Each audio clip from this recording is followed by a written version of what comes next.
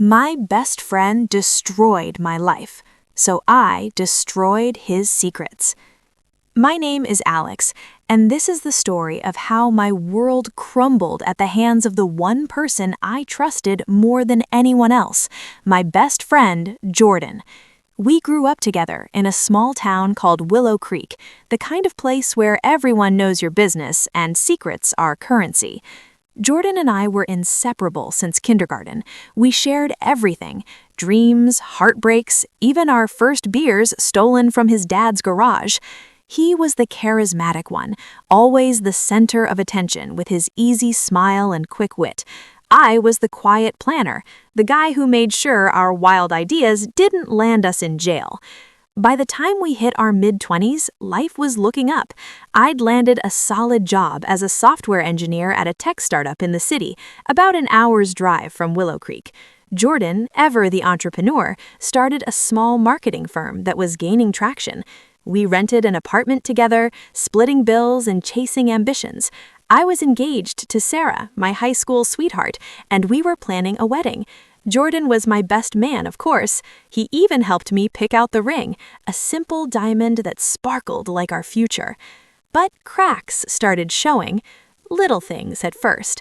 Jordan began borrowing money, always with a promise to pay it back next week. He'd disappear for nights on end, coming home reeking of booze and cheap perfume. I chalked it up to stress from his business. Then came the rumors. Whispers from mutual friends that Jordan was involved in shady deals, under-the-table contracts, maybe even skimming from clients. I confronted him once and he laughed it off. "Bro, you're paranoid. It's just business." The betrayal hit like a freight train on a rainy Tuesday in October.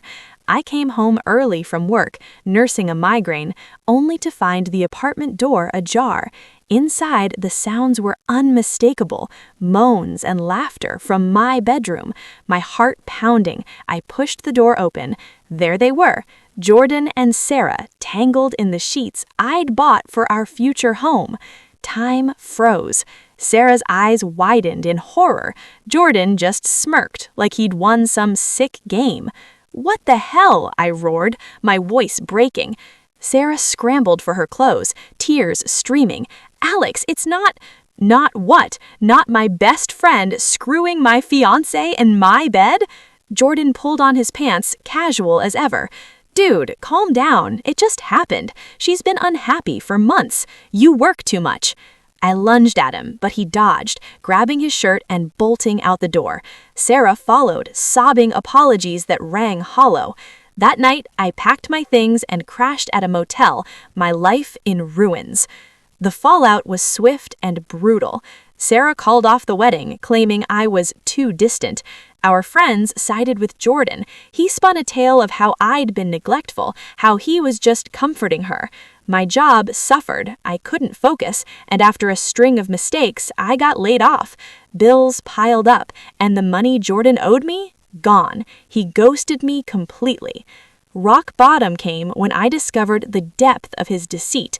Digging through old emails on our shared cloud drive, he'd forgotten to revoke my access, I found evidence of his business. Jordan wasn't just a marketer, he was running a side hustle in identity theft. He'd been using client data to open fake credit lines, siphoning small amounts that added up. And worse, he'd used my information too. My credit score tanked overnight. Debts I never incurred appeared in my name. He'd framed me as a partner in his schemes, planting digital breadcrumbs that led back to me. The police knocked on my door a week later. "Mr. Thompson, we need to talk about some fraudulent activities linked to your IP address."